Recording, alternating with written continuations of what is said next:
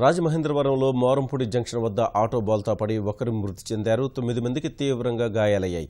అనకాపల్లి నుంచి విజయవాడకు టాటా ఏస్ ఆటోలో భవానీ భక్తులు వెళుతుండగా రాజమహేంద్రవరంలో డివైడర్ను ఆటో ఢీకొట్టింది. ప్రమాదం జరిగిన సమయంలో ఆటోలో సుమారు 25 మంది భవానీ భక్తులున్నారు.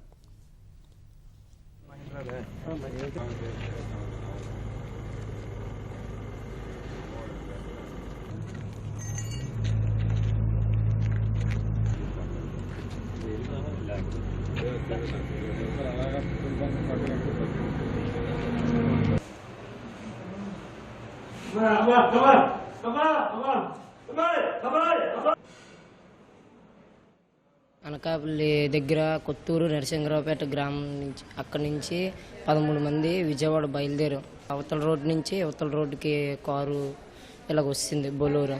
పిల్లలు ఒక 5-6 ఉంటారు. ఎదురు వస్తుందండి. ఎదురు టీ తాగాము. టీ తాగి ఒక 10 నిమిషాలు వచ్చాక మళ్ళీ రప్పేసింది. రప్పేస్తే డివైడర్ తగిలి టైర్ పేలిపోయి డ్రైవరు అజాగ్రత్త నిద్రపోవటం వల్ల కానీ డివైడర్ దాటి వచ్చేసి ఇటువైపు రోడ్డు మీదకి వచ్చి తిరగబడిపోయింది. దానివల్ల మొత్తం 18 మంది ఉన్నారని చెప్పి అంటున్నారు. దీంట్లో ఒక అతనేమో చనిపోయాడు స్పాట్లో. మిగతా హాస్పిటల్